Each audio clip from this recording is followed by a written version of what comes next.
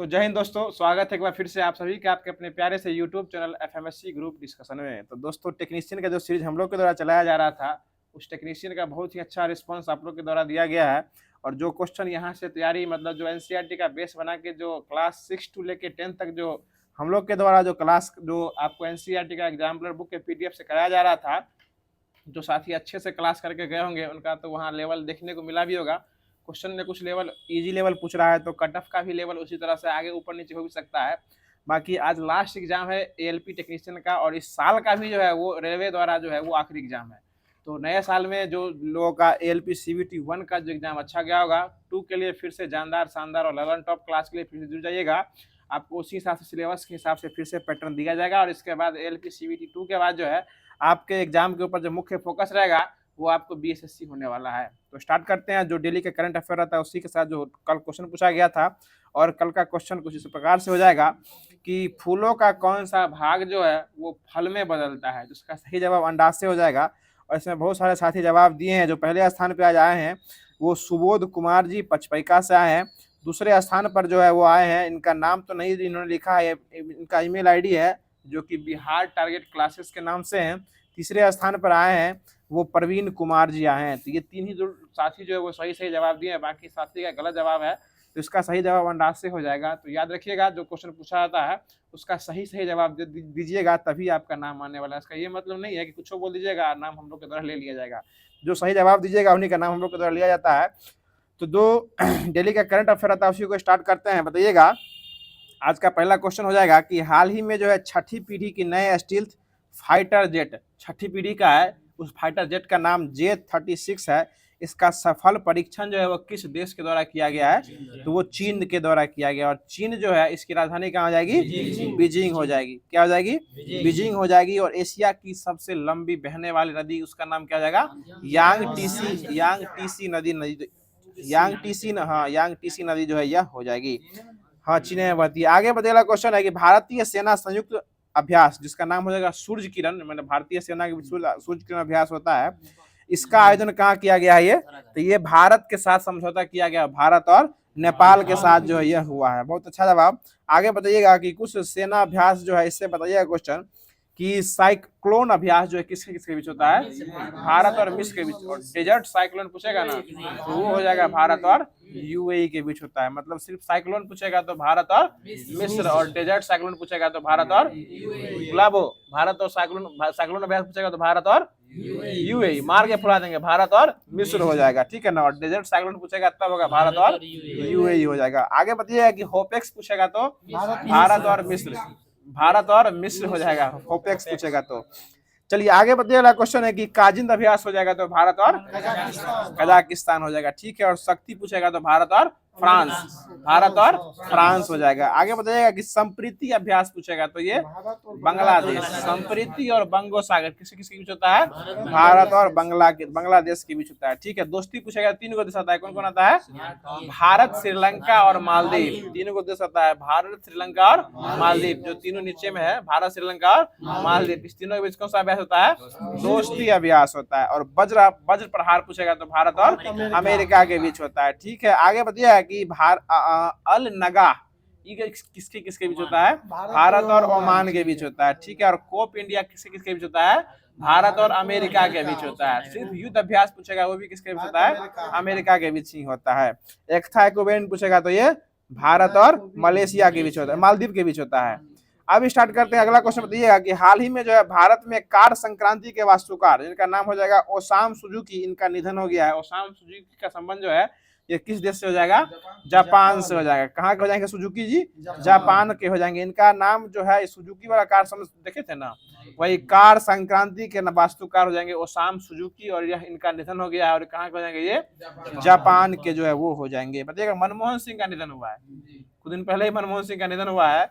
तो बताइएगा, मनमोहन सिंह का जो निधन हुआ है, इसमें मनमोहन सिंह को किस घाट पे दफनाया गया था? हाँ, निगम बोध। एकदम सही, वाह क्या बात है गुलाब, देख रहे ना, ये निगम बोध घाट पर जिनको जो है वो दफनाया गया था। वही ना हुआ बात, वही अंतिम संस्कार वहां किया गया था।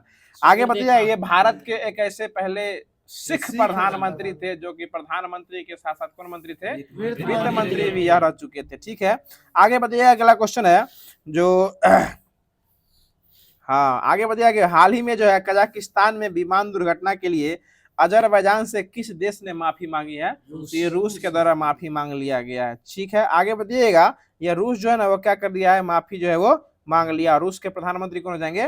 व्लादिमीर पुतिन, मिखाइल मुशिस्टिन हो जाएंगे। ठीक है, राष्ट्रपति जो है ना वो व्लादिमीर पुतिन हो जाएंगे।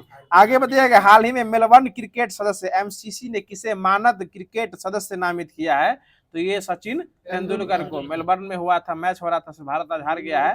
और मेलबर्न जो है वो कहाँ पड़ता है? ये ऑस्ट्रेलिया का। पर्थ भी कहाँ पड़ता है? ऑस्ट्रेलिया में ही पड़ता है। चलिए आगे बताइए, अगला क्वेश्चन हो जाएगा कि हाल ही में जो चर्चा में रहा अंडर ग्रेजुएट माइनर कार्यक्रम का संबंध किस देश से, किससे हो जाएगा? ये तो ये क्वांटम टेक्नोलॉजी से संबंधित जो है ये हो जाएगा। निकाल के दीजिए ना, क्या हो जाएगा? क्वांटम टेक्नोलॉजी से जो है वो हो जाएगा। आगे बताइए कि हाल ही में किस राज्य की नई सरकार ने पिछली सरकार द्वारा बनाए गए 17 जिलों में से 9 जिलों को जो है वो भंग कर दिया है? तो ये राजस्थान के द्वारा क्या कर दिया गया है? भंग कर दिया। मतलब 17 को जिला पिछला सरकार बनाया गया था, उसमें से 9 को जिला क्या कर दिया है? भंग। पहले किसकी सरकार थी राजस्थान में? हाँ, कांग्रेस का था, अशोक गहलोत के मुख्यमंत्री थे। अब वहाँ कौन बन गए हैं? भजन लाल शर्मा। उसमें से जो है बोला गया उसका हिसाब से, अपने हिसाब से किया, अपने हिसाब से करेंगे। 17 को में 9 क्या कर दिया? वो रेस्टिगेट जो है वो कर दिया गया है। आगे बताइएगा कि 21वां थर्ड आई एशियन फिल्म फेस्टिवल का आयोजन जो है वो कहाँ किया गया है? महाराष्ट्र में किया गया। 21वीं क्रम का थर्ड आई, तीसरी आंख समझते हैं ना, थर्ड आई सॉल्यूशन, जो कैमरा लगाता है देखते हैं ना, उसको जो सॉल्यूशन का नाम रखता है, उसका क्या नाम रखता है? तीसरी आंख सॉल्यूशन या थर्ड आई सॉल्यूशन। जो बोलता है ना कि दो आंख से नहीं देखता है, तीसरा आंख देख रहा है, वही बात है। कैमरा को क्या कहते हैं? सीसीटीवी भी कहा जाता है, वो थर्ड एम्पायर होते हैं। ठीक है ना, और इसमें तीसरा आंख जो कहा जाता है, ये इससे संबंधित जो हो जाएंगे। और ये महाराष्ट्र में इसका आयोजन किया गया है, फिल्म फेस्टिवल तीसरी आंख यानी थर्ड आई सॉल्यूशन। चलिए आगे बताइएगा कि हाल ही में कोनरू हम्पी ने FIDE world rapid and blitz championship 2024 का खिताब जो है वो किस देश का जीता है? वो तो ये यूएसए का जो है वो जीत चुका। और फीडे कप किससे संबंधित है? ये शतरंज से जो है वो संबंधित हो जाएंगे। आगे बताइए, कोनरू हम्पी जो थे वो महिला है कि पुरुष है? महिला है। क्या है? महिला हो जाएंगे। चलिए अगला क्वेश्चन बताइए, अगला क्वेश्चन बताइएगा कि हाल ही में रथ सप्तमी को राज्य उत्सव जो है ना किस राज्य ने घोषित किया है? तो ये आपको आंध्र प्रदेश के द्वारा जो है वो रथ सप्तमी को जो है वो क्या कर दिया है?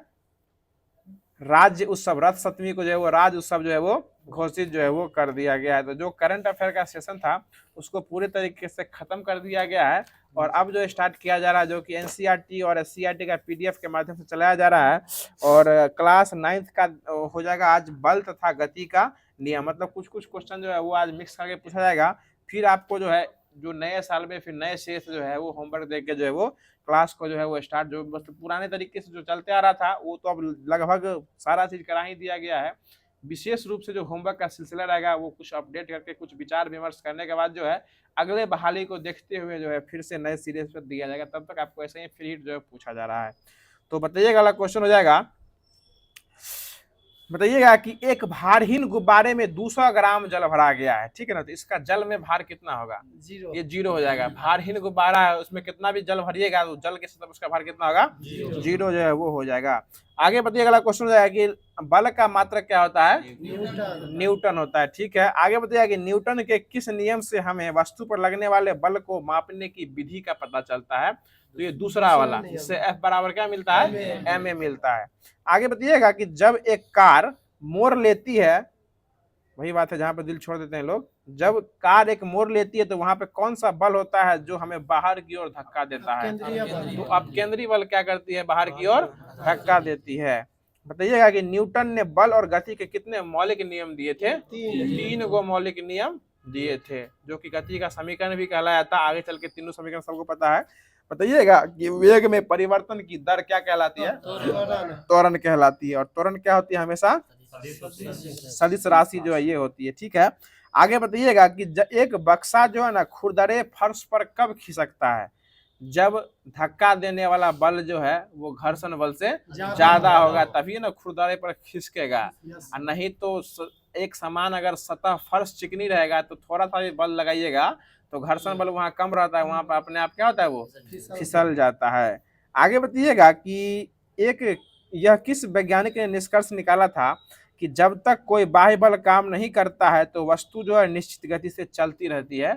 यही गैलीलियो के द्वारा निकाला गया था, जिसको न्यूटन की गति का प्रथम नियम, तीसरा नियम का प्रथम नियम कहा गया था। ठीक है ना, कोई दिक्कत गुलाब, समझ में आ रहा है ना? चलिए आगे बताइएगा कि वेग और समय का गुणनफल क्या प्रदान करता है? वेग और संवेग ने वेग और समय का गुणनफल जो है ये विस्थापन प्रदान करता है। क्या प्रदान करता है? विस्थापन जो है प्रदान करता है। और समय संवेग जो है ना वो किसकी मात्रा को दर्शाता है? ये तो ये गति की मात्रा को दर्शाता है। संवेग किसकी मात्रा को दर्शाता है? गति की मात्रा को दर्शाते रहता है। आगे बताइएगा कि अब जो है ना द्रव्यमान और वेग के गुणनफल क्या कहते हैं? संवेग कहते हैं। द्रव्यमान और वेग के गुणनफल क्या कहते हैं? संवेग जो है वो कहा जाता है। चलिए अगला क्वेश्चन बताइएगा। अगला क्वेश्चन हो जाएगा कि अत्यधिक द्रव्यमान वाले पिंड में क्या उच्च होता है? तो जड़त्व जो है वो उच्च होता है। जितना द्रव्यमान अधिक होगा उसमें जड़त्व क्या होगा? उच्च जो है वो होने वाला है। चलिए आगे बताइए। अगला क्वेश्चन है कि जब कोई जहाज जो है वो नदी से अगर सागर में उतरता है तो वो क्या होता है? थोड़ा सा ही उठ जाता है। ठीक है ना, याद रखिएगा इसको, थोड़ा क्या होता है? उठ जाता है। बताइएगा कि फ्रिक्शन कोण और रिपोज कोण जो है ना वो किस रूप में होते हैं? हमेशा एक दूसरे के एक समान होते हैं। फ्रिक्शन कोण और रिपेज कोण हमेशा क्या होते हैं? समान। फ्रिक्शन समझते हैं ना? घर्षण कोण और रिपेज कोण क्या होता है? हमेशा समान होते हैं। ये रिपोज कोण दिए हुए हैं। चलिए आगे बताइएगा कि जब कुएं से पानी की बाल्टी को ऊपर खींचते हैं तो हमें महसूस होता है कि बाल्टी जो है यह पानी की सतह के ऊपर क्या हो गई है? भारी हो गई है। पानी की सतह के ऊपर क्या हो गई है? भारी। जब तक वो जल के अंदर रहता है तो क्या लगता है? हल्का लगता है, भारी लगता है। और जैसे ही वह जल के ऊपर आता है वो क्या होता है? भारी महसूस जो है वो होने लगता है। अब हमको ये बताइएगा कि साबुन के बुलबुले के अंदर का दाब जो है ना यह वायुमंडलीय दाब से कम होता है या अधिक होता है? ये वायुमंडलीय दाब से अधिक जो है हमेशा होता है। ठीक है, आगे बताइएगा कि जब शुद्ध जल में डिटर्जेंट डाला जाता है तो उसका पृष्ठ तनाव क्या होता है? कम हो जाता है। ये हमेशा कम होता है और कम होके वो जो है उसके छिद्र के अंदर घुस जाता है और वहां से जाके जो 10 हाथों की शक्ति से अपने गंदगी को बाहर कर देता है। आगे बताइएगा कि एक वर्षा की बूंद की गोलाकार आकृति किसकी प्रकृति दर्शाती है? पृष्ठ तनाव की प्रकृति को जो है वो दर्शाती है। और पृष्ठ तनाव को गर्मा देंगे तो उसकी प्रकृति क्या हो जाएगी? घट जाती है। ठीक है, आगे बताइएगा। अगला क्वेश्चन हो जाएगा, जो घड़ी के स्प्रिंग में कौन सी ऊर्जा भंडारित रहती है? स्थिति ऊर्जा जो है वो भंडारित रहती है। बहुत अच्छा जवाब। आगे बताइएगा कि वायुमंडल में तैरने के कारण जो है ना बादल का क्या कम रहता है? घनत्व जो है उसका कम रहता है। बताइएगा स्टीफन का नियम का जो है ना वो समीकरण क्या कहलाता है? ई समानुपाती टी के पावर 4। टी के पावर 4। ई समानुपाती टी के पावर 4 हो जाता है। ठीक है, आगे बताइएगा। अगला क्वेश्चन हो जाएगा, जो ताप मापने के लिए जो केल्विन पैमाना रखा है इसके लिए जो केल्विन को जो है ना कितने बराबर भागों में बांटा गया है? 100 बराबर केल्विन को बांटा गया है। और रोमर को कितने भागों में बांटा गया है? 80 में बांटा गया। और सेल्सियस पूछेगा तो इसको भी 100 में बांटा गया है और भी केल्विन को भी 100 में। और फ़ारेनहाइट पूछेगा तो 180 में बांटा गया है। चलिए आगे बताइए। अगला क्वेश्चन हो जाएगा। अगला क्वेश्चन बता दीजिएगा कि किसी वस्तु के ताप में वृद्धि होने से उसके बीमाओं में वृद्धि होने लगती है। किसी वस्तु का अगर ताप बढ़ाइएगा तो बीमा समझते हैं ना, लंबाई और चौड़ाई जो होती है उसको क्या कहते हैं? बीमा कहा जाता है। किसी वस्तु के अगर ताप में वृद्धि कीजिएगा, किसी वस्तु का टेम्परेचर बढ़ाइएगा तो उसके लंबाई चौड़ाई में क्या होती है? वृद्धि होती है। इसको कौन सा प्रसार कहा जाता है? इसको तापीय प्रसार कहते हैं। क्या कहते हैं? तापीय प्रसार जो है यह कहा जाता है। और जब लंबाई में अगर वृद्धि हो रही है तो उसको क्या कहते हैं? रैखिक प्रसार कहते हैं। क्या कौन सा प्रसार कहते हैं? रैखिक प्रसार कहते हैं। अगर क्षेत्रफल में वृद्धि हो रहा है तो क्षेत्रीय प्रसार। कौन सा प्रसार? क्षेत्रीय प्रसार कहते हैं। अगर आयतन में वृद्धि हो रही है तो आयतन प्रसार कहते हैं। समझ गए? चारों पॉइंट था कि किसी वस्तु के अगर तापमान में वृद्धि कीजिएगा तो तापमान में वृद्धि होने के साथ साथ उसके बीमारी में भी वृद्धि होती है।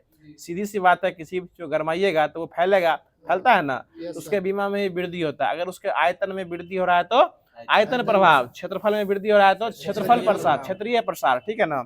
और उसके अगर लंबाई में वृद्धि हो रहा है तो रैखिक प्रसार जो है वो हो जाता है। अब अगला क्वेश्चन ये बताना है कि इसके लिए जो है ना रैखिक प्रसार गुणांक का मान पूछता है, क्षेत्रीय प्रसार का गुणांक और आयतन प्रसार का गुणांक का मान पूछता है, जिसको अल्फा, बीटा और गामा से डिनोट किया जाता है। याद रखिएगा हमेशा, जो रेखीय प्रसार होता है वो किसमें वृद्धि होता है? लंबाई में वृद्धि होता है। इसको किससे डिनोट करते हैं? अल्फा से डिनोट किया जाता है। जो क्षेत्रीय जो लंबाई में वृद्धि होता है उसको रेखीय प्रसार करते हैं, और उसको किससे डिनोट करते हैं? अल्फा से डिनोट किया जाता है। और जो क्षेत्रीय प्रसार होता है वो किससे वृद्धि होता है? क्षेत्रफल में वृद्धि होता है, और इसको किससे डिनोट करते हैं? बीटा से डिनोट किया जाता है। और जो आयतन में वृद्धि किया जाता है, जो कि हाँ अब तो गामा बचा ही हुआ है तो गामा ही होगा, तो उसको कौन सा उसको किससे डिनोट करते हैं? गामा से डिनोट करते हैं। याद रखिए ये सभी जो है ना एक अंक यानी 1 डिग्री सेल्सियस अगर बढ़ाइएगा, अगर उसके 1 डिग्री सेल्सियस बढ़ाने में अगर उसके लंबाई में वृद्धि हो रही है तो उसको किससे डिनोट करेंगे? अल्फा से डिनोट करेंगे। समझ गए ना? अगर 1 डिग्री सेल्सियस बढ़ाने पर अगर आयतन में वृद्धि हो रही है तो उसको गामा से डिनोट करेंगे। अगर उसके 1 डिग्री सेल्सियस बढ़ाने पर अगर उसके क्षेत्रफल में वृद्धि हो रही है तो बीटा से जो है वो डिनोट जो है वो किया जाता है। चलिए आगे बोले। अगला क्वेश्चन बताइएगा, क्वेश्चन हो जाएगा, अगला क्वेश्चन बताइएगा कि वह निश्चित ताप जिस पर किसी पदार्थ जो है द्रव अवस्था से गैस अवस्था में परिवर्तित हो जाता है वो क्या कहलाता है? उसका वो क्वथनांक कहलाता है। ताप की बात कीजिएगा तो क्वथनांक कहलाएगा। प्रक्रिया जो होती है ना जो द्रव से गैस में बदल जाती है वो वाष्पीकरण, जिसको एवेपोरेशन भी जो है वो कहा जाता है। वही अंग्रेजी कमजोर है थोड़ा, वाष्पीकरण कहलाता है। अगर जो है वह क्वथन ताप से कम ताप पर ही अगर वो गैस में बदल जाता है तो उसको क्या कहते हैं? उसको वाष्पन जो है वो कहा जाता है। बताइएगा कि अगर पानी में नमक मिला देंगे तो वो कौन सा विलयन होगा? समांगी विलयन होगा। अगर समांगी विलयन अगर पानी में नमक मिला दिया जाता है तो पानी का क्वथनांक बढ़ेगा या घटेगा? ये बढ़ जाएगा। पानी का क्वथनांक क्या होता है? बढ़ जाता है। किसी भी चीज को मिलाने से जो है ना वो क्वथनांक क्या होता है? बढ़ जाता है। यानी अशुद्धि, ये समझिए कि अशुद्धि मिलाने से द्रव का क्वथनांक क्या होता है? बढ़ जाता है। क्या होता है? बढ़ जाता है। चलिए हाँ आगे बताइए। क्वेश्चन है कि उष्मा परागम्य माध्यम से जुड़े हुए बीच के उष्मा प्रवाह को तापीय साम्य कहा जाता है। तो गलनांक वाला ही पॉइंट हो गया। आगे बताइएगा कि पानी जैसे पदार्थ को अगर तापमान बढ़ाने पर संकुचित होता है तो 0 डिग्री से लेकर 4 डिग्री सेल्सियस तक अगर तापमान रखते हैं तो गलनांक पर दाब बढ़ाने से क्या घटता है? ये गलनांक, दाब बढ़ाने से गलनांक जो है वो घट जाता है। उदाहरण के लिए है, अगर स्ट्रीकिंग करने के लिए स्केटर से भाप अधिक, स्केटर के भार से दाब बढ़ने से बर्फ पिघलकर पानी चला जाता है और इससे स्केटर फिसलने लगता है। आगे बताइएगा। स्केटिंग नहीं है वह, इसमें दिए स्कीइंग, मतलब जो भाप वाला मशीन रहता है ना उसमें स्केटर के दाब बढ़ाने से बर्फ पिघलकर पानी में बदल जाता है, जिससे स्केटर जो है वो फिसलने लगता है। आगे बताइएगा। अगला क्वेश्चन हो जाएगा कि शुद्ध जल के बर्फ का घनत्व जो है ना वो जल के घनत्व का कितना भाग होता है? जो शुद्ध जल होता है वो बर्फ जब बनता है तो शुद्ध जल का कितना भाग होता है? तो वो 9/10 भाग होता है। यानी कि शुद्ध जल में बर्फ का 90% भाग क्या रहता है? पानी रहता है, और बाकी 10% भाग जो है पानी के बाहर जो है वो बना हुआ रहता है। देखा शीत ऋतु में जो है ना पानी के पाइप जो है ना वो क्या हो जाती है? फट जाती है, क्योंकि उसमें क्या बढ़ती होती है? आयतन में क्या होता है? वो प्रसार जो है वो हो जाता है। और यही जो है जो कि आपको प्रसार गुणांक जो कुछ देर पहले बताए थे, अल्फा, बीटा और गामा। अल्फा किसका प्रसार हो जाएगा? रेखीय प्रसार। बीटा पूछेगा तो ये क्षेत्रीय प्रसार, और गामा हो जाएगा तो आयतन प्रसार। इसका रेशियो पूछ देता है कि अल्फा, बीटा और गामा का रेशियो कितना होगा? 1:2:3 जो है यह हो जाता है। चलिए आप समझ गए ना वो 1 2 3 क्या था? सो हाँ, लंबाई, चौड़ाई और आयतन हो जाएगा। आगे बताइएगा कि तापीय प्रसार का कहीं कहीं उपयोग भी किया जाता है। जैसे देखते होइएगा कि दो पाइपों को जोड़ने के लिए जो है ना, पहले वाले पाइप जो पीवीसी पाइप को लोग जोड़ता है, मिस्त्री जो जोड़ता है तो एगो पाइप को गरमा देता है और उसके ऊपर कवर चढ़ा देता है ताकि वो ठीक से जो है वो एडजस्ट कर देता है। तो ये भी तापीय प्रसार क्या हो जाएगा? उदाहरण जो है ये होता है। उसमें किसकी वृद्धि करता है? वो उसके क्षेत्रफल में क्या करता है? वृद्धि। उसके बीटा में क्या करता है? बीटा के मान को बढ़ा देता है। आगे बताइए कि कांच की बोतलों में धातु के ढक्कनों को निकालने के लिए जो है ना हल्के गर्म पानी को रखने पर वो स्वतः निकल जाते हैं। क्या होता है? उसमें गर्म पानी रख देता है, स्वतः क्या होता है? कांच का बोतल से पानी ढक्कन जो है वो निकल जाता है। इसमें धातु का प्रसार जो है ना कांच की अपेक्षा अधिक होता है। आगे बताइए, यही बात होता है कि रेलवे की गाड़ी जो होती है उसके पटरियों के बीच जो है थोड़ा सा क्या छोड़ा जाता है, गैप छोड़ा जाता है, क्योंकि गर्मी के महीनों में क्या होता है, सॉरी गर्मी में क्या होता है, वो थोड़ा सा फैलता है, तो उसको एडजस्ट जो है वो वहां तक जो है वो हो जाता है। चलिए अगला क्वेश्चन बताइएगा। अगला क्वेश्चन हो जाएगा कि अगर रिंग को गर्म करेंगे तो वो प्रसारित होकर बड़ा हो जाएगी। रिंग को गर्म करेंगे तो प्रसारित होकर क्या होगी, वो बड़ी हो जाएगी। और यदि किसी घनाभ के भीतर एक गोलाकार छिद्र हो तो गर्म करने के साथ साथ जो है वो घनाभ के गोलाकार आयतन बढ़ेगा या घटेगा, वो भी बढ़ेगा। अगर रिंग को जैसे गर्म करते हैं तो रिंग का आकार क्या होगा, बढ़ेगा। अगर कोई घनाकार मतलब घनाभकार कोई वस्तु है जो धातु है और उसमें अगर कोई रिंग मतलब रिंग के साइज का काट देते हैं तो अगर वो धातु के घनाभ को गर्म करेंगे तो वो धातु का घनाभ बढ़ने के साथ साथ उसका रिंग का साइज है वो भी जो है वो बढ़ जाएगा। यही क्वेश्चन का उदाहरण था इसमें। आगे बताइए, अगला क्वेश्चन हो जाएगा कि जल को जब ठंडा करते हैं तो 4 डिग्री सेल्सियस तक उसका संकुचन होता है, जिससे आयतन क्या होता है, घटता है। आयतन क्या होता है, घटता है, और घनत्व जो है वो बढ़ने लगता है। चलिए आगे बताइए, अगला क्वेश्चन हो जाएगा कि बर्फ जो है कितना डिग्री सेल्सियस पर जो है ना वो जल जो है कितना डिग्री सेल्सियस पर बर्फ में बदल जाता है, 0 डिग्री सेल्सियस पर क्या होता है, बर्फ में वो बदल जाता है। चलिए इसमें क्या होता है, उसका आयतन क्या होता है, बढ़ता है घटता है। बर्फ जब बनता है आयतन बढ़ता है और घनत्व जो है वो घट जाता है, तभी ना पानी पर क्या होता है, तैरने लग जाता है। चलिए बहुत अच्छा जवाब। अब आगे बढ़ते हैं। आगे बताइएगा कि उष्मा का स्थानांतरण के लिए कुछ प्रमुख विधियां रखी गई थी, जिसमें चालन था, संवहन था और उसके बाद विकिरण हो जाएगा। तो बताइएगा कि ठोसों में जो होता है ना वो कौन सी विधि से उष्मा संचरित करती है, चालन विधि से संचरित करती है। और संवहन पूछेगा तो गैस और द्रवों में। और वायुमंडल जो गर्म होता है वो किस विधि से, वो विकिरण विधि से। किस विधि से, विकिरण विधि से। और विकिरण विधि एक ऐसा विधि है जिसमें माध्यम की आवश्यकता नहीं होती है, ठीक है। इसमें बिना माध्यम के ही क्या होता है, उष्मा स्थानांतरण जो है वो होने लगता है। बताइएगा कि वे पदार्थ, इसमें उष्मा को जो है ना आगे चल के चालकता के आधार पर बांटा गया था, और चालकता में 2 भागों में बांटा गया था, पहला सुचालक, दूसरा कुचालक। गुलाब सुचालक और कुचालक हो जाएगा, जिससे होके उसमें आसानी से आर पार कर जाएगी, उसको क्या कहते हैं, सुचालक। जैसे कि लोहा हुआ, धातु जितना भी हो गया सब क्या होता है, सुचालक। और बाकी रबर लकड़ी सब क्या होता है, कुचालक या अचालक होता है। तो सुचालक को अंग्रेजी में क्या कहते हैं, कंडक्टर। और सुचालक को कंडक्टर और अचालक को जो नहीं इंसुलेटर कहा जाता है। क्या कहा जाता है, इंसुलेटर जो है वो कहा जाता है। कभी कभी अंग्रेजी भी याद रखा कीजिए, बैड कंडक्टर नहीं, वो अच्छा चालक और अच्छा कुचालक में बैड कंडक्टर और गुड कंडक्टर आता है, ठीक है ना। लेकिन कुचालक की बात कीजिए उसको क्या कहते हैं, इंसुलेटर जो है वो कहा जाता है। बताइएगा कि सर्दियों में लोहे का, सर्दी है ना, लोहे के कुर्सी के अपेक्षा लोग किस कुर्सी पे बैठना पसंद करते हैं, लकड़ी के कुर्सी पे, क्योंकि लोहा क्या होता है, उष्मा का सुचालक है। उष्मा क्या अच्छा सुचालक है, जैसा पर्यावरण देखता है उस हिसाब से अपने आप को एडजस्ट कर लेता है, ठीक है। इसलिए लकड़ी की कुर्सी पर लोग बैठना ज्यादा पसंद करते हैं। आगे बताइएगा कि शीत ऋतु में एक मोटा कंबल ओढ़ने की अपेक्षा 2 या 3 परत पतली कंबल ओढ़ने से सर्दी की क्या होती है, अधिक सुरक्षा। सर्दी जो है उससे कम लगता है। इसमें क्या होता है, वायु जो उष्मा की कुचालक होती है, जो 3 से 4 लंबो परतों के बीच वायु रोधा का भी जो है वो काम करती है।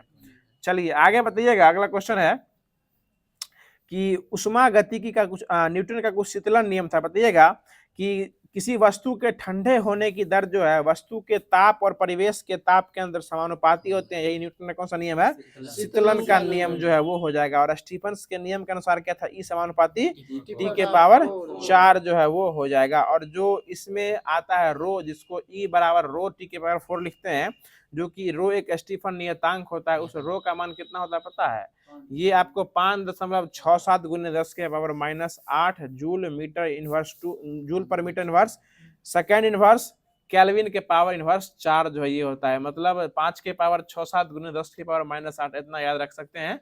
ये जो है रो का मान जो है वो होता है, जो कि स्टीफन्स के बीच नियतांक का काम जो है वो करता है। चलिए आगे बताइएगा कि निकाय और परिवेश के मध्य उष्मा परिवाहित अगर नहीं हो तो वो कौन सा प्रक्रम कहलाता है, ये रुद्धोष्म परिक्रम जो है वो कहलाता है। इससे अगर उष्मा का आदान प्रदान हो वो कौन सा प्रक्रम कहलाएगा, रुद्धोष्म परिक्रम जो है वो कहलाता है।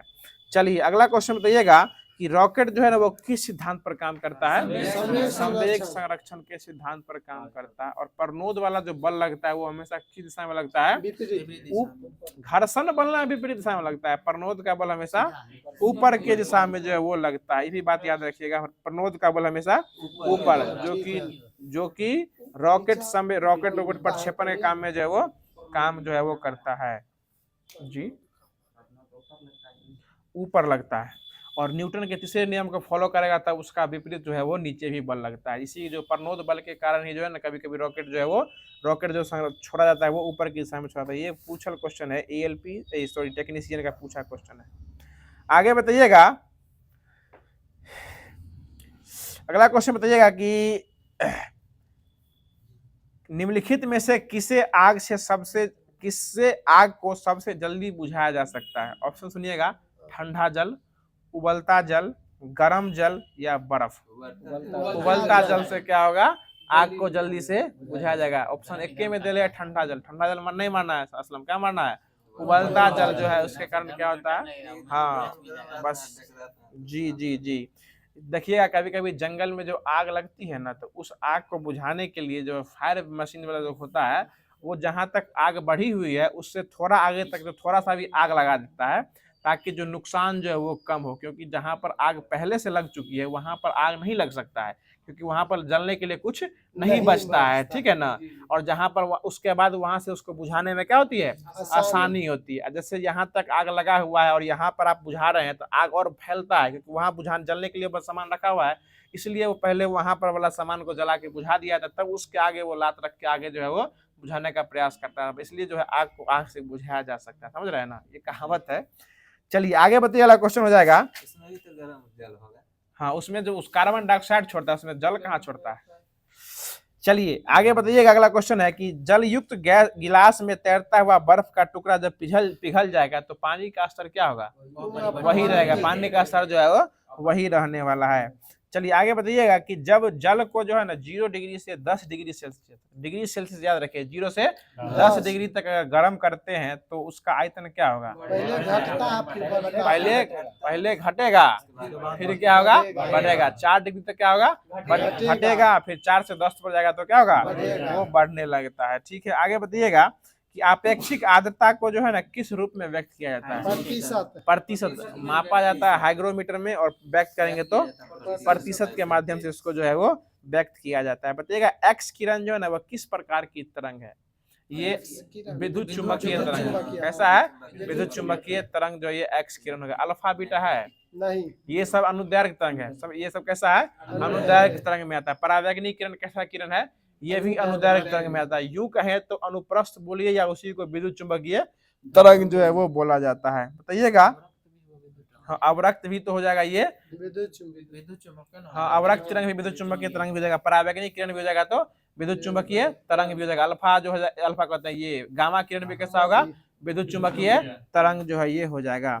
बताइएगा अगला क्वेश्चन है, कॉस्मिक किरणें जो है ना वो आवेशित होती है या अनावेशित होती है, वो आवेशित किरण होती है। ठीक है, आगे बताइएगा कि एक्स किरण का प्रयोग जो है ना वो किस लिए किया जाता है, कि सुनिएगा, ऑप्शन सुनिएगा, RDX नहीं, बहुत ऑप्शन है, कि जमीन के नीचे सोना का पता लगाने में एक्स का उपयोग किया जाता है कि नहीं बताना है आपको। दूसरा ऑप्शन है कि बहुमूल्य पत्थर और हीरो की खराबी का पता लगाने में। तीसरा ऑप्शन है हृदय का रोग पता लगाने में। चौथा ऑप्शन है धातु को काटने और वेल्डिंग करने में। वही हीरा वाला, हृदय कहाँ, हृदय वाला नहीं, वो हो जाएगा हीरा वाला हो जाएगा। ऑप्शन हो जाएगा बहुमूल्य पत्थरों और हीरो की खराबी का पता लगाने में एक्स किरण का उपयोग जो है वो किया जाता है। हृदय का जो तरंग है वो उसको हड्डी दिखाई पड़ेगा, अंदर वाला फेफड़ा का हड्डी जो है ना वो वक्ष वाला वो दिखाई पड़ेगा, और हृदय का रोग पता नहीं चलेगा कौन रोग है।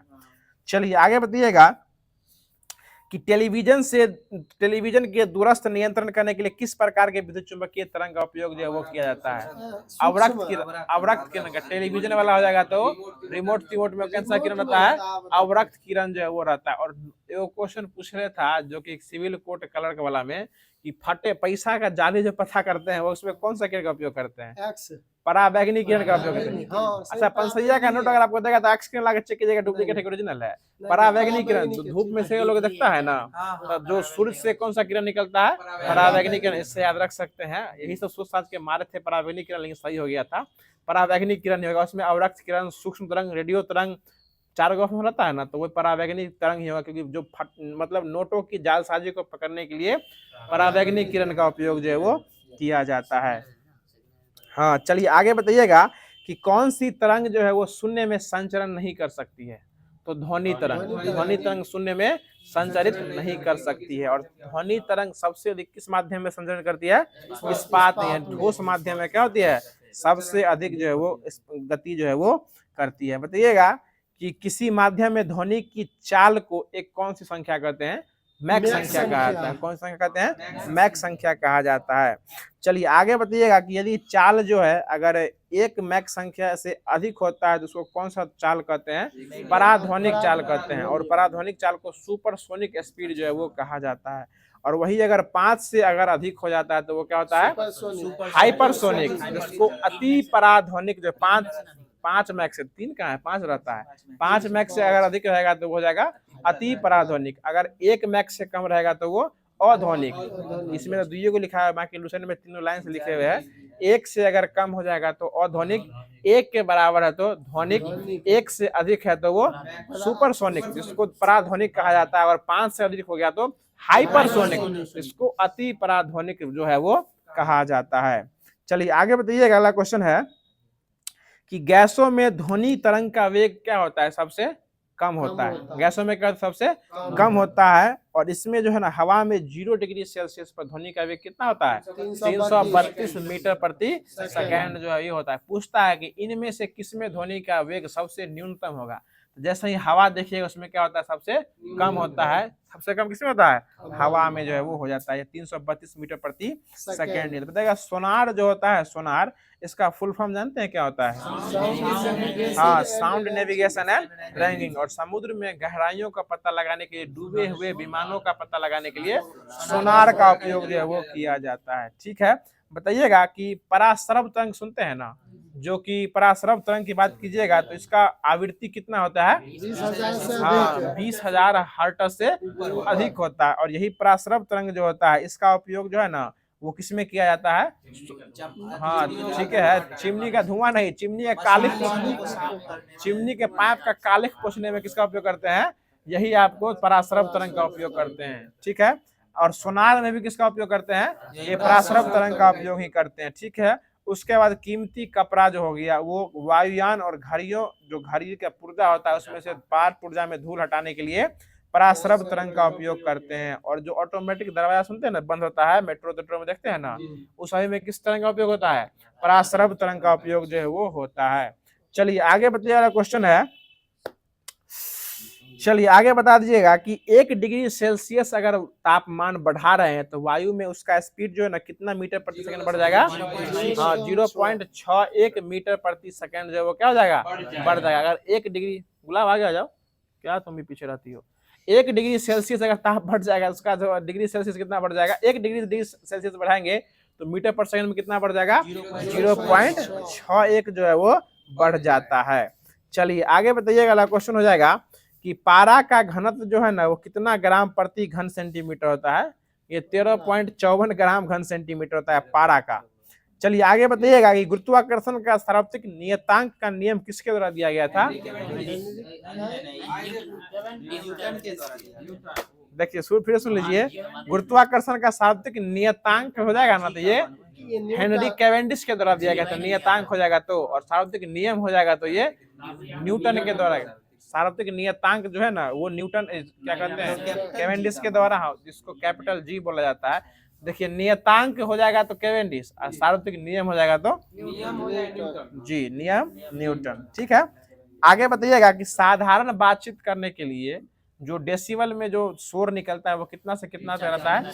30 से 40 रहता है साधारण बातचीत करने के लिए। और जोर से बातचीत कीजिएगा तो 50 से 60 रहता है। विद्युत मोटर का कितना रहता है? 110 रहता है। और जेट विमान का रहता है सबसे अधिक रहता है, ये 140 से लेके 150 तक होता है। चलिए आगे बताइएगा कि बेल के कैमे भाग को डेसिबल कहा जाता है? 10वें भाग को। बेल के 10वें भाग को क्या कहते हैं? डेसिबल कहा जाता है। गुलाबो, बेल के 10वें भाग को डेसिबल कहा जाता है। चलिए आगे बताइएगा कि बेल जो होता है ना, बेल यह जो है यह ध्वनि तीव्रता एक भौतिक राशि होता है। इसका प्रयोग का सामान्य प्रयोग का मात्रा क्या होता है? बेल होता है। ध्वनि तीव्रता का सामान्य प्रयोगिक मात्रा क्या होता है? बेल होता है। ठीक है, चलिए आगे बता दीजिएगा। अगला क्वेश्चन हो जाएगा कि सबसे हल्की गैस कौन हो जाएगी? हाइड्रोजन हो जाएगी। और हाइड्रोजन में जो होता है ना, हाइड्रोजन में जो ध्वनि की चाल होती है वो गैसों में सबसे अधिक होती है। सबसे अधिक कितनी होती है? गैस में 1269 होता है, लेकिन इसमें 1284 दिले है। 1284 इसमें दिए हुए हैं, 69 भी होता है। बुक के माध्यम से डिपेंड करता है। आगे बताइएगा कि एकल आवृत्ति के ध्वनि को क्या कहते हैं? टोन कहते हैं। एकल आवृत्ति के ध्वनि को टोन कहा जाता है। और अनेक, सुनिएगा इस पूरा एनसीईआरटी का लाइन बता रहे हैं अभी कि अनेक आवृत्ति के मिश्रण से उत्पन्न ध्वनि को क्या कहते हैं? स्वर कहते हैं। यानी एक बार अगर आवृत्ति हुआ तो क्या कहेंगे? टोन कहेंगे। और अनेक आवृत्ति के मिश्रण से अगर कोई ध्वनि उत्पन्न हो रहा है उसको क्या कहेंगे? स्वर कहा जाता है। ठीक है, आगे बताइएगा कि भारत की संगीत पद्धति में जो है ना कितने टोन का आविष्कार खोज किया गया था? 7 गोटा, 7 गो टोन का। वही सा रे ग म प ध नि सा। सा ना, फिर सा तो वापस आ गया, सा पर सा नी तक रहता है, नी तक रहता है। वही सा रे ग म प ध नि, फिर सा आएगा तो फिर शुरू हो जाएगा। चलिए आगे बता दीजिएगा। क्वेश्चन हो जाएगा कि मनुष्य की श्रवण सीमा जो है ना वो रेंज में कितना होता है? 20 से 20,000 हर्ट्ज तक होता है। ठीक है, आगे बताइएगा कि अगला क्वेश्चन इस प्रकार से है कि WHO के द्वारा जो है ना, WHO के द्वारा जो है एक किसी भी नगर के लिए, मतलब कोई भी नगर में जैसे लोग रहते हैं उस नगर के लिए जो है सुरक्षित ध्वनि का स्तर कितना रखा गया है? 45। कितना रखा गया है? नगर के लिए कितना रखा गया है? 45 डेसिबल जो है वो रखा गया है। चलिए, और नगर में अगर 80 डेसिबल से, नगर की बात बोल रहे हैं, नगर में अगर 80 डेसिबल से अगर ध्वनि का रेंज बढ़ रहा है तो वो प्रदूषित ध्वनि में उसको गिना जाता है। बताइएगा ध्वनि का वेग जो है ना वायु में कितना होता है? 300, अनुमानतः 330 ऑप्शन से लिए हुए हैं। 332 भी हो सकता है, 330 भी हो सकता है। ये सब मेथी पर डिपेंड है। बताइएगा मनुष्य के लिए मानक ध्वनि स्तर कितना होता है? ये 60 डेसिबल होता है। मानक कितना होता है? 60। आप मनुष्य की बात कर रहे हैं, यहाँ अब शहर और नगर की बात नहीं है, ये मानक रखा गया। अगर आप शहर में रहते हैं तो आपके लिए नॉर्मल कितना डेसिबल होना चाहिए? 45 डेसिबल। अगर साधारण बातचीत करें 30 से 40 होना चाहिए। अगर आपको शहर में रह रहे हैं, अगर आपका डेसिबल ध्वनि 80 से अगर बढ़ रहा है तो आपके लिए ध्वनि क्या है? हानिकारक ध्वनि है, यानी प्रदूषित ध्वनि हो जाएगा। और सिर्फ मनुष्य की बात करेगा तो मनुष्य के लिए जो मानक ध्वनि स्तर कितना डेसिबल रखा गया है? 60 डेसिबल। कितना रखा गया है? 60 इसलिए रखा गया है क्योंकि साधारण बातचीत करने के लिए 30 से 40 और जोर से बातचीत, जैसे अभी हम लोग बातचीत कर रहे हैं तो ये 50 से 60, यानी 40 से 50 रखा गया है, लेकिन 60 डेसिबल तक मैक्सिमम रखा गया है। इससे अगर ध्वनि का अधिक आवृत्ति सुनिएगा तो आप थोड़ा सा हैंग कर सकते हैं। चलिए आगे बताइएगा कि म्यूजिकल कंसल्टेंट्स जो होता है उसके लिए ध्वनि के लिए दीवारें कैसी होनी चाहिए? खुरदरी होनी चाहिए, जो कि ध्वनि को क्या करता है? अवशोषित जो है वो कर सकता है। बताइएगा चंद्रमा के धरातल पर कोई व्यक्ति जो है एक दूसरे से बात नहीं सुन सकते क्योंकि वहाँ क्या नहीं होता है? वहाँ माध्यम का अभाव होता है, वहाँ वायुमंडल नहीं पाया जाता है। बताइएगा अगला क्वेश्चन है कि रात के समय, रात समझ रहे हैं ना कि रात क्या होती है? हमसे पूछो। रात क्या होती है? हमसे पूछो। तुमको क्या पता, तुम तो सोए और सवेरा हो गया। चलिए आगे बताइएगा कि रात के समय आवासीय क्षेत्र में शोर का अनुमान कितना होता है? 45 डेसिबल होता है। रात में कितना होता है? 45 डेसिबल जो है वो होता है। और वही 45 डेसिबल जो है WHO के अनुसार जो एक नगर के लिए सुरक्षित ध्वनि स्तर जो है वो रखा गया है। चलिए आगे बताइएगा कि हेलोग्राफी देखे है ना, जो इसको 3D भी कहते हैं, वो प्रकाश के किस क्रिया के कारण चमकता है? ध्रुवण के कारण। किसके कारण चमकता है? वो ध्रुवण के कारण जो है वो चमकते रहता है। वाह क्या बात है, पोलराइजेशन जो है उसके कारण क्या होता है? चमकता है। मतलब एक को बात बोलता है वो अंग्रेजी में बोला, देख रहे हैं ना। चलिए अगला क्वेश्चन बताइएगा कि ध्वनि तो हो ही गया, बताइएगा ध्वनि तरंग में ध्रुवण होती है कि नहीं होती है? नहीं होती है। किसमें होती है? प्रकाश में होती है। ठीक है, बताइएगा कि किस माध्यम में जो है ना ध्वनि सबसे तेज चलेगी? ऑप्शन सुनिएगा, CO2, भाप, जल और लोहे की छड़। लोहे की छड़ में क्या होगा? तेजी से जो है वो निकलने लगेगा। चलिए अगला क्वेश्चन बताइएगा, जो निम्नलिखित में से किसका ध्वनि के वेग पर प्रभाव नहीं पड़ता है? तापमान, घनत्व, आर्द्रता या दाब। ये क्वेश्चन बहुत पूछता है, बार बार पूछता है। दाब से ध्वनि पर प्रभाव जो है वो नहीं, ध्वनि के वेग पर प्रभाव जो है वो, दाब बढ़ाने पर ध्वनि पर प्रभाव पड़ता है, लेकिन ध्वनि के वेग पर प्रभाव जो है वो नहीं पड़ सकता है। चलिए अगला क्वेश्चन बताइएगा, जो बताइएगा कि प्रकाश जो है ना, ये विद्युत चुंबकीय तरंग में प्रकाशित होने वाली एक किस रूप में आगे बढ़ती है? तो ऊर्जा के रूप में क्या होती है? ऊर्जा के रूप में आगे जो है वो बढ़ती है। बताइएगा अगला क्वेश्चन हो जाएगा कि जिस वस्तु को हम जो है प्रकाश उत्सर्जित करते हुए देखते हैं उसको कौन सा वस्तु कहते हैं? प्रदीप्त वस्तु। प्रदीप्त वस्तु कहते हैं। क्या कहते हैं? प्रदीप्त वस्तु जो है उसको कहा जाता है। चलिए आगे बताइएगा कि 100 डेसिबल का अगर कहीं से शोर निकल रहा है तो वो शोर कहां से निकलेगा? ऑप्शन बता रहे हैं आपको, सुनिएगा। सुनाई भर देने वाली आवाज से निकलेगा 100 डेसिबल। दूसरा ऑप्शन है सामान्य वार्तालाप से।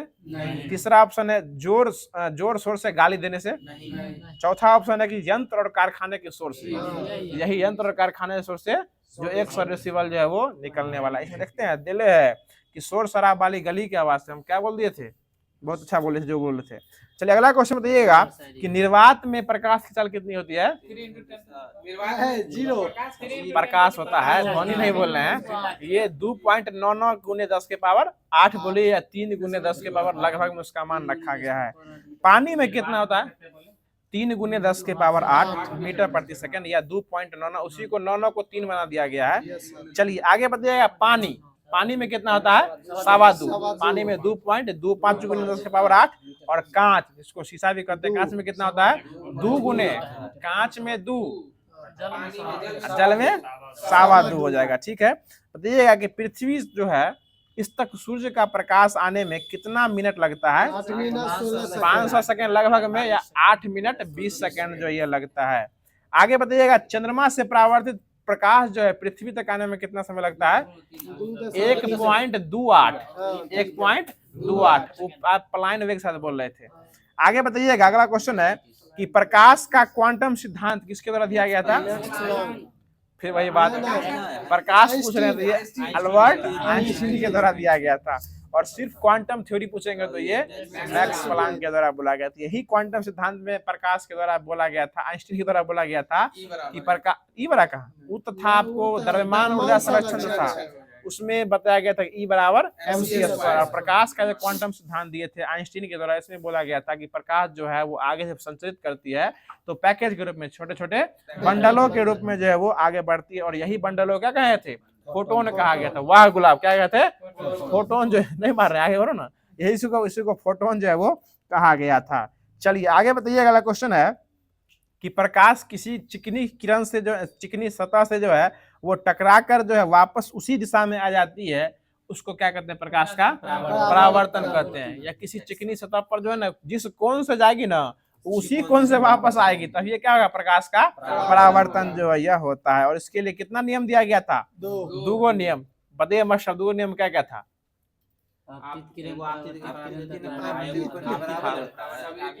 सब एक के तल में होता है और आपतन कोण सदैव परावर्तन कोण के बराबर होता है। यही प्रकाश के परावर्तन का नियम था।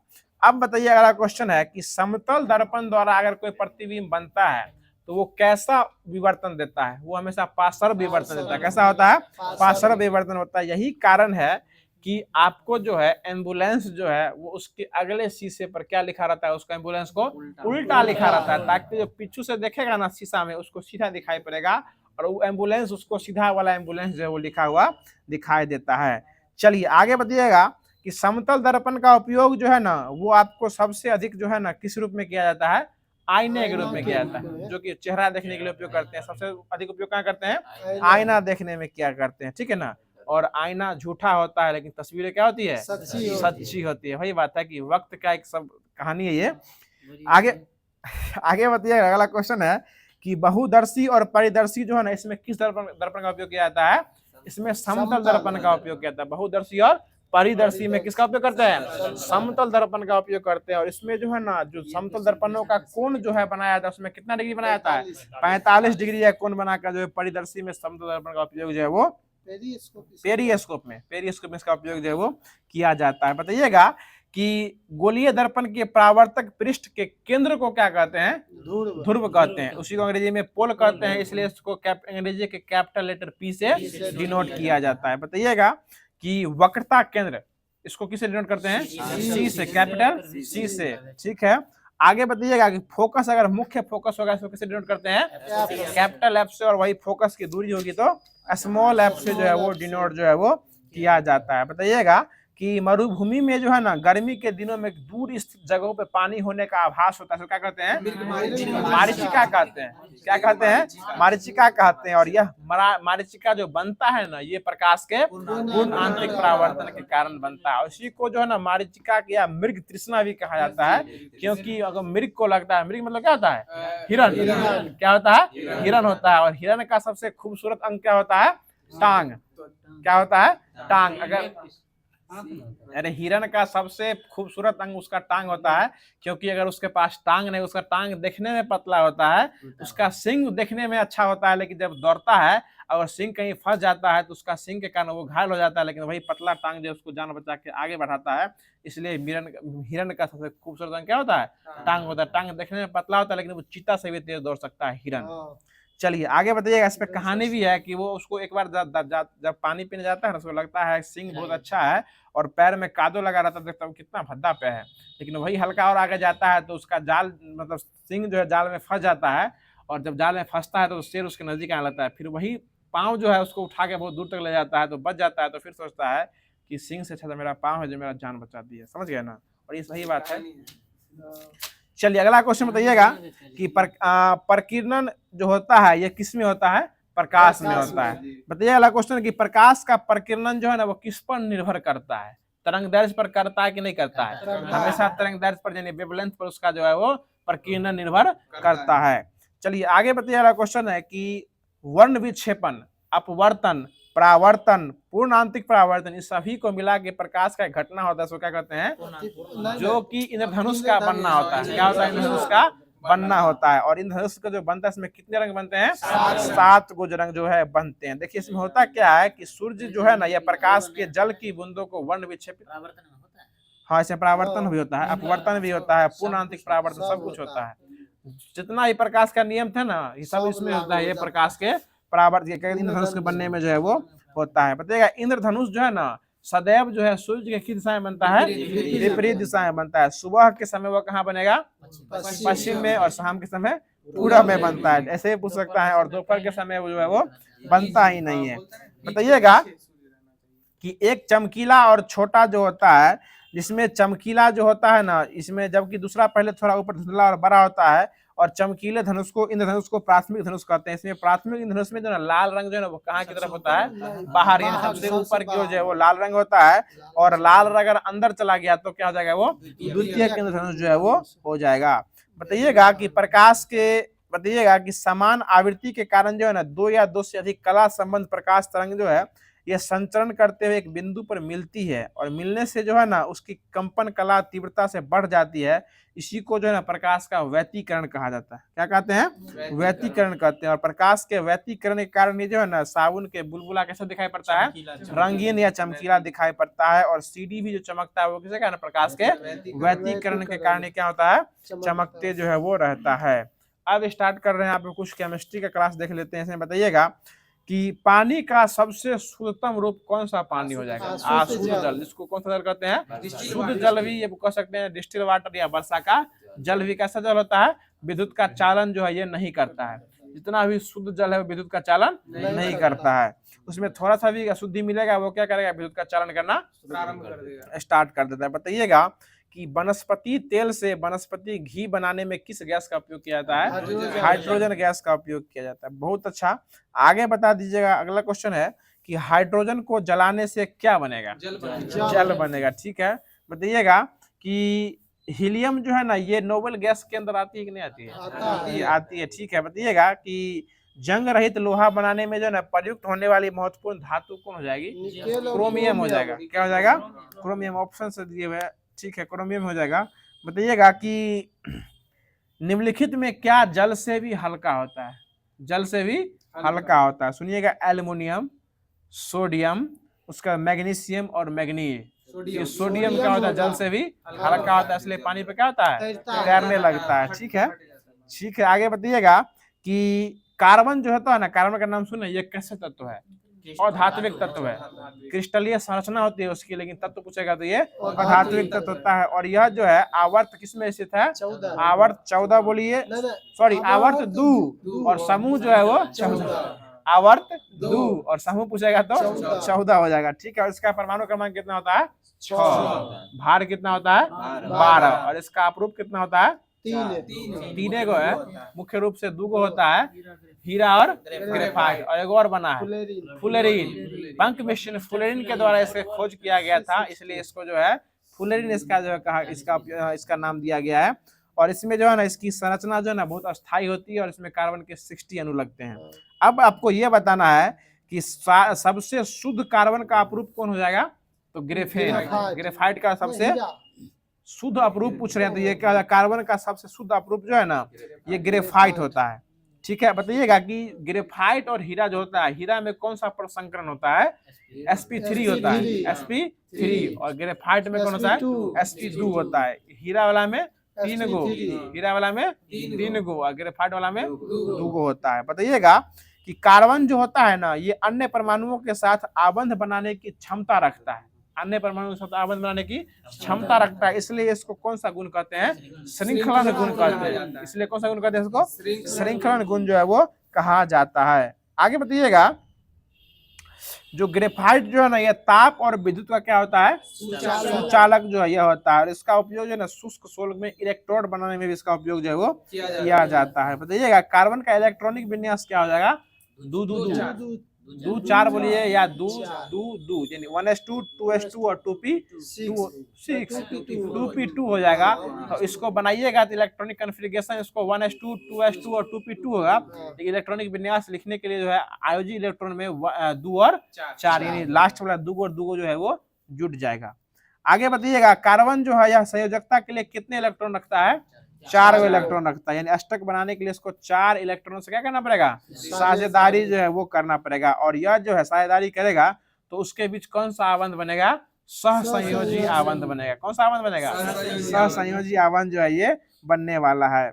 चलिए आगे बताइएगा, और ये लाइन अभी जो हम बोलने वाले हैं इससे जो है ना क्वेश्चन पूछता है, और बहुत ही अच्छा क्वेश्चन पूछता है। दोनों में आबंध में थोड़ा सा अंतर है, समझिएगा कि ये एनसीईआरटी का पूरे लाइन कॉपी किए हुए है कि सहसंयोजी आबंध वाले के अणुओं के भीतर जो है ना वो आबंध अधिक होता है, इसलिए इनके बीच अंतरा आणविक बल कम होता है। आबंध और बल याद रखिएगा कि जो सहसंयोजी आबंध होता है, जो सहसंयोजी आबंध जो कार्बन बनाता है, इसके बीच जो है ना अणुओं के बीच आबंध जो है ना बहुत मजबूत होता है। क्या होता है, आबंध बहुत मजबूत होता है, इसलिए इसके अंदर बल जो है अंतरा आणविक बल जो है वो कम लगता है। और इसलिए बात है, सीधे सी बात है कि पहले से अगर आप उसमें सहसंयोजन आबंध अगर मजबूत कर दीजिएगा तो उसके अंतराणविक बल क्या हो जाएगा, ढीला जो है वो, मतलब एक रसरी को, एक बांस में कोई रसरी बनिएगा तो पहले से थोड़ा सा ढीला रसरी बनिएगा, और एगो टाइट करके रसरी बनिएगा तो जो टाइट करके रसरी बनिएगा जो पहले से बांधे वो रसरी क्या हो जाएगा, ढीला हो जाता है। वही बात है, पहले से ही बल टाइट कर दीजिएगा तो बाद में जो बल लगने वाला है इसके अंतराणविक बल वो क्या होता है, कम जो है वो लगने लगता है। इसी कारण जो है इसका क्वथनांक और गलनांक दोनों कम होता है। यही पूछता था कि जो सहसंयोजी आबंध बनता है इसका क्वथनांक और गलनांक क्या होते हैं, तो वो क्या होते हैं, कम होते हैं। यही क्वेश्चन पूछे हुआ था कि सहसंयोजी आबंध के बीच क्वथनांक और गलनांक क्या होते हैं, कम होते हैं, यानी निम्न होते हैं। और सहसंयोजी विद्युत क्या होते हैं, कुचालक होते हैं। क्या होते हैं, कुचालक। गुलाब अभी हम क्या बोले हैं कि सहसंयोजी अगर आबंध बनेगा तो उसके बीच क्वथनांक और गलनांक क्या होगा, कम होगा। क्या होगा, कम हो जाएगा। चलिए आगे बताइएगा, क्वेश्चन हो जाएगा कि कार्बन के बहुत ही अपरूप है हीरा, ग्रेफाइट और फुलेरिन। तो बात समझिएगा, कार्बन में श्रृंखला गुण होता है। आगे बताइए, कार्बन के बंध जो है ना आपस में एक बंध, दुई बंध या त्रिबंध से क्या होते हैं, जुड़े हुए जो है वो होते हैं। बताइए कार्बन की संख्या कितनी होती है, 4 जो है यह होती है। ठीक है, आगे बताइएगा कि ऐसे कार्बन जिसमें कार्बन कार्बन सभी बंध एकल बंध से जुड़े होंगे उसको कौन सा आबंध, कौन सा यौगिक कहलाएगा, वो संतृप्त यौगिक कहलाएगा। जिसमें एकल बंध है वो संतृप्त, जितना भी एल्केन ग्रुप का है सब क्या हो जाएगा, संतृप्त हो जाएगा। और ये यौगिक जो है ना वो अधिक अभिक्रियाशील नहीं होते हैं, अधिक अभिक्रियाशील नहीं होते हैं। विलय का अब आते हैं असंतृप्त में, और जिसके बीच 2 गो आबंध या 3 गो आबंध होता है। जिस कार्बन कार्बन के बीच डबल या ट्रिपल बॉन्ड बनता है उसको कौन सा यौगिक कहेंगे? असंतृप्त यौगिक कहते हैं, ठीक है ना। और असंतृप्त यौगिक में जितना भी बाकी वाला आ गया एल्कीन और एल्काइन, ये सभी क्या हो जाएगा? असंतृप्त यौगिक के अंतर्गत जो है वो आ जाता है। अब बताइएगा अगला क्वेश्चन, एल्केन का सूत्र सभी लोग को पता होगा CnH2n+2, एल्काइन हो जाएगा तो -2 और एल्कीन हो जाएगा तो CnH2n जो है वो हो जाएगा। बताइएगा कि कुछ क्रियात्मक समूह का चिन्ह बताइएगा कि अगर अल्कोहल हो जाएगा तो उसका चिन्ह क्या हो जाएगा? OH, क्या हो जाएगा? OH हो जाएगा, ठीक है। और एल्डिहाइड हो जाएगा तो CHO हो जाएगा, ठीक है। कीटोन हो जाएगा तो CO हो जाएगा। बहुत अच्छा जवाब। और कार्बन और क्या हो गया? हेलो, और हेलो ग्रुप का जितना भी हो जाएगा तो उसमें क्या होगा? हेलो में अगर क्लोरो हो जाएगा तो Cl और ब्रोमो हो जाएगा तो Br जो है ये हो जाएगा। अब जो है कुछ करंट अफेयर निकल, करंट अफेयर कुछ पूछ लेते हैं, बताइएगा लास्ट से। चलिए बताइएगा, टाटा ट्रस्ट के नए CEO किसे बनाया गया है? नोएल टाटा को बनाया गया है। बताइएगा बिहार के किस जिले में राज्य का दूसरा टाइगर रिजर्व स्थापित किया जाएगा? कैमूर में जो है वो स्थापित जो है वो किया जाएगा। बताइएगा कि धरती अब्बा जनजातीय स्टार्टिंग जो है वो कहाँ से किया गया है? झारखंड से। जयराम महतो कहाँ से है? झारखंड से। टाइगर मैन बोलिए उसको, ठीक है। और एगो टाइगर भी, वो तो कैलाश संखला है ना, नया नया टाइगर मैन उभर रहे हैं सो बोल रहे हैं। और एगो टाइगर भी जो ना वीडियो बनाता है, शॉर्ट वीडियो देखते होंगे टाइगर का, दरोगा उरोगा जो बनता है, रसुल 2.0 वाला। चलिए आगे बताइएगा, अभी गिरफ्तार हुआ फिर उसको जमानत ही मिल गया, समझ रहे हैं ना। गिरफ्तारी भी उसी को होता है, उसको जमानत जल्दी मिलता है। आपको गिरफ्तार करेगा कोई दिक्कत नहीं है, उसको गिरफ्तार करेगा बहुत दिक्कत, समझ रहे हैं ना। चलिए हम उम्मीद करते हैं आप गिरफ्तारी नहीं होइएगा। अगला क्वेश्चन बताइएगा कि अंतर्राष्ट्रीय गीता महोत्सव 2024 का आयोजन कहाँ किया गया है? कुरुक्षेत्र किया है। ये किया, देखिए श्रीलंका बताता है लेकिन आयोजन जो है इसका 2024 में ये कुरुक्षेत्र ही आंसर लेता है, ठीक है ना। ये कितना बार चला हुआ है। आगे बताइएगा कि हाल ही में किस देश ने वैश्विक गरीबी उन्मूलन के लिए जो ना IMF के साथ समझौता पर हस्ताक्षर किया है? तो UAE किया है। कौन किया है? UAE। और UAE में इसका पूर्ण रूप क्या होता है? संयुक्त अरब अमीरात। संयुक्त अरब अमीरात। और संयुक्त अरब अमीरात में कितने अमीरात है? टोटल 7 गो अमीरात है। जिस समय स्थापना हुआ था 71 या 58 में, इस समय इसमें 6 गो अमीरात था। एक और अमीरात जुरात, ये बन गया संयुक्त अरब अमीरात जो है ये बन गया था। चलिए आगे बताइएगा कि बिहार के किस जिले में राज्य का दूसरा टाइगर रिजर्व स्थापित किया जाएगा? कैमूर में। कहाँ किया जाएगा? कैमूर में किया जाएगा। बताइएगा अगला क्वेश्चन हो जाएगा कि किस राज्य सरकार ने छात्रों के लिए निजुत मोइना योजना स्टार्ट किया है? असम। निजुत मोइना असम के द्वारा किया गया है। और महतारी बंदना छत्तीसगढ़। और मैया सम्मान झारखंड में किया गया है, समझ रहे हैं ना। चलिए आगे बताइएगा कि T20 नहीं, वही जो है ना ट्रेंडिंग चलता है, वो जो भैया एगो लड़का भाव जो चला जाना महाराष्ट्र में चला हुआ है, तो भाई बहन योजना भी स्टार्ट करने वाला है। चलिए आगे बताइएगा कि वो सब जो है ना जो आप बोल रहे हैं वो सब व्हाट्सएप यूनिवर्सिटी का कमाल है। जो आप कहना चाह रहे हैं वो सभी जो है ना माइके तक सीमित रहता है, जहाँ तक लोग अच्छे से बोल सकते हैं। आगे बताइएगा कि वर्ल्ड ग्रीन इकोनॉमी फोरम का हाल ही में जो उद्घाटन किया गया है वो कहाँ किया गया है? दुबई में किया गया है। कहाँ किया गया है? दुबई में किया गया है। देखिए कितने आप झंडा लेके जाइएगा प्रोटेस्ट करने के लिए ना, फिर भी लाठी चलवे करेगा। चाहे किसी का भी फोटो लेके जाइए, बाबा साहब का फोटो लेके जाइए, चाहे तिरंगा को आगे में लहराते रहिए, उसको साइड कर देगा लेकिन लाठी चलेवे करेगा। सही बात है, तो उसमें आप टेंशन नहीं लीजिए। आगे बताइएगा कि केंद्र शासित प्रदेश जम्मू कश्मीर के पहले मुख्यमंत्री कौन बने हैं? ये ऑप्शन सुन लीजिए। ऑप्शन दिए हुआ है महबूबा मुफ्ती, दूसरा है तकरीर खान, तीसरा है फारूक अब्दुल्ला, चौथा है उमर अब्दुल्ला। ये कौन हो जाएंगे? उमर अब्दुल्ला हो जाएंगे। आगे बताइएगा श्रीलंकन क्रिकेट टीम का मुख्य कोच किसे बनाया गया है? ये सन्नथ जयसूर्या को जो है बनाया गया है। देखिए ब्रिक्स शिखर सम्मेलन 2024 की मेजबानी किस देश में किया गया है? ये रूस में कजान शहर में जो है वो किया गया है। आगे बताइएगा कि हाल ही में जो है ना जॉन हॉफील्ड और जोफ्री हिंटन इसको जो है ना किस क्षेत्र में 2024 में जो है ना पुरस्कार दिया गया है, फिजिक्स में दिया गया है। फिजिक्स वाला जो है ना वो मशीन जो है वो फील्ड में हिट मारती है, वही वाला हो गया जो भौतिकी में मशीन जो हिट मारती है। आगे बताइएगा कि अगला क्वेश्चन है किस देश, छोड़ देते हैं महीना वाला है ये, बताइएगा कि अंतर्राष्ट्रीय क्रिकेट एम्पायर बनने वाली पहली पाकिस्तानी महिला जो है ना वो कौन हो जाएगी, वो सलीमा इम्तियाज हो जाएगी। सलीमा इम्तियाज जो है ये हो जाएगी। बताइएगा कि किस टेनिस खिलाड़ी ने 2024 में यूएस ओपन टीम का जो है ना महिला एकल खिताब जीता है, ये आयरन सबलेंका। आयरन सबलेंका कहाँ की है, बेलारूस की रहने वाली है। ठीक है, बताइएगा कि ये क्वेश्चन जो है आपको पूछा गया है बीपीएससी कंबाइंड में, जो एग्जाम रद्द होने की इतनी चर्चा हो रही है कि हाल ही में किसे 2024 के लिए एकलव्य पुरस्कार के लिए चुना गया है, ये प्रत्याशा रे को चुना गया है। प्रत्याशा रे कौन सा पुरस्कार, एकलव्य पुरस्कार। और एकलव्य जो है, एकलव्य ये क्या गुरु को दे दिया था, अंगूठा काट के दे दिया था। ठीक है ना, क्योंकि उसको जो है द्रोणाचार्य, क्योंकि द्रोणाचार्य को डाउट हो गया कि आई जो है अर्जुन से ये बड़ा धनुर्धर है वो बन जाएगा, इसलिए उसको क्या कर दिया, अंगूठे जो से मांग लिया।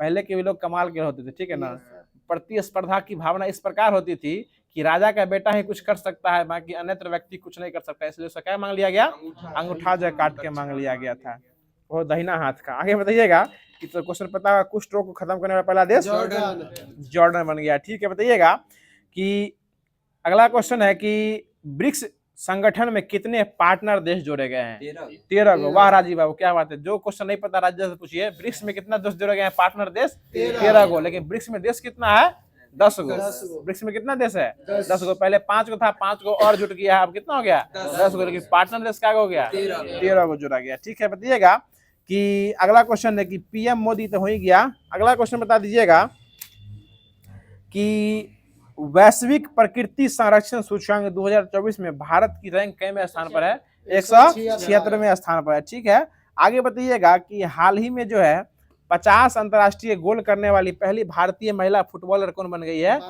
बाला देवी। कौन देवी बन गई है, बाला देवी जो है 50 अंतर्राष्ट्रीय गोल करने वाली, अंतर्राष्ट्रीय गोल, नॉर्मल गोल नहीं, अंतर्राष्ट्रीय गोल करने वाली पहली महिला भारतीय फुटबॉलर बन गई है बाला देवी। और एक और क्वेश्चन है जो कि सखारो पुरस्कार दिया गया 2024 में, ये 2 व्यक्ति को दिया गया है, नाम बहुत अजीब है, याद नहीं हो पाएगा, लेकिन सुन लीजिए, मारिया करीना मचाडो और एडमंडो गोल्जाले जरुतिया, 2 नाम दिया गया है, 2 व्यक्ति को दिया गया है। इसको मचाडो उड़तिया से याद रख सकते हैं, मचाडो और उड़तिया से। अगला क्वेश्चन बताइएगा कि भारत की पहली निजी सैन्य विमान फैक्ट्री का उद्घाटन किस राज्य में किया गया है, ये गुजरात में किया गया। बहुत अच्छा। और सुन लीजिएगा, आज का लास्ट क्वेश्चन हो जाएगा कि 76वें गणतंत्र दिवस के लिए, किस देश के लिए, 76वें गणतंत्र दिवस के लिए किस देश के राष्ट्रपति प्रबोवो सुबियांतो को जो है मुख्य अतिथि के रूप में आमंत्रित किया गया है, तो इंडोनेशिया के आमंत्रित जो है वो अब आने वाले। 75वें में कौन आए थे, इमैनुअल मैक्रोन। 74 में अब्दुल फतेह अल सीसी जो मिस्र के राष्ट्रपति आए थे। 75वें में आ गए आपको इमैनुअल मैक्रोन जो कि फ्रांस के राष्ट्रपति हो जाएंगे। अब जो आने वाले हैं 76वें क्रम के प्रबोवो सुबियांतो जो कहाँ के हो जाएंगे, जो कि इंडोनेशिया के जो कौन हो जाएंगे, ये राष्ट्रपति जो है यह होने वाले हैं। और पहले बार भी आए थे वो सुकर्नो, पहले बार सुकर्नो आए थे, वो भी कहाँ से आए थे, अब आप बोले यही आए थे, तो उस समय इनका डाउनलोड भी नहीं हुआ होगा, वो उस समय इनका जन्म, ये जो पहली बार हुआ था जनगण मन, सॉरी गणतंत्रता दिवस जो मनाया गया था 26 जनवरी 1950 को, ऐसे मुख्य अतिथि जो कौन आए थे, सुकर्नो, और ये भी इंडोनेशिया से आए थे। और अगला बार जो होगा 2025 में जो होने वाला 26 जनवरी, इसमें कौन आने वाला है, यही प्रबोवो सुबियांतो। अब 26 जनवरी को कौन कहाँ रहता है तो अगला स्थिति बताएगा। अब जो कल के लिए क्वेश्चन आप लोग के लिए दिया जाएगा, बहुत ही अच्छा क्वेश्चन दिया जाएगा। तो बाकी वीडियो कैसा लगा कमेंट बॉक्स के माध्यम से जरूर बताइएगा। अगर वीडियो अच्छा लगा हो तो वीडियो को लाइक कर दीजिएगा, चैनल को सब्सक्राइब करके नोटिफिकेशन बेल को ऑल पे सेट कर दीजिएगा, ताकि हम लोग के द्वारा डाला गया सारा वीडियो जो है वो सबसे पहले आप तक पहुंच जाए। तो कल के लिए क्वेश्चन है और बहुत ही अच्छा क्वेश्चन हम लोग के द्वारा लाया जा रहा है, जो कि पूछा हुआ क्वेश्चन है और बहुत ही अच्छा क्वेश्चन। सुन लीजिएगा, इस प्रकार से क्वेश्चन है कि किस देश को 2026 तक अंतर्राष्ट्रीय सौर गठबंधन का अध्यक्ष चुना गया है। क्वेश्चन फिर सुन लीजिएगा कि किस देश को 2026 तक जो है, जो कि ISA जिसकी स्थापना 2015 में हुई थी, अंतर्राष्ट्रीय सौर गठबंधन, इसका अध्यक्ष जो है वो चुना गया है। इसका सही जवाब आप लोगों को कमेंट बॉक्स में देना है। मतलब 2026 तक भारतीय अंतर्राष्ट्रीय सौर गठबंधन का जो है ये अध्यक्ष किसको चुना गया है, इसमें कौन से देश है, इसका नाम आपको सही जवाब कमेंट बॉक्स के माध्यम से देना है। बाकी वीडियो कैसा लगा कमेंट बॉक्स के माध्यम से जरूर बताइएगा। अगर वीडियो थोड़ा सा भी अच्छा लगा होगा और गुलाब जी हमारे बगल में बैठे हुए ये भी थोड़े से अच्छे लगे होंगे तो इनके लिए एक लाइक भेज दीजिएगा, दिल भेजने का प्रयास कीजिएगा और कमेंट बॉक्स में एक प्यारा सा कमेंट देके अपना उपस्थिति जरूर दर्ज कराइएगा। तो फिर मिलते हैं इसके अगले सेशन में, इसके अगले वीडियो में। तब तक के लिए खुश रहिए, मुस्कुराते रहिए और हमारे साथ एफएमएससी परिवार को यूं ही प्यार और सपोर्ट करते रहिए। धन्यवाद। जय हिंद, जय भारत।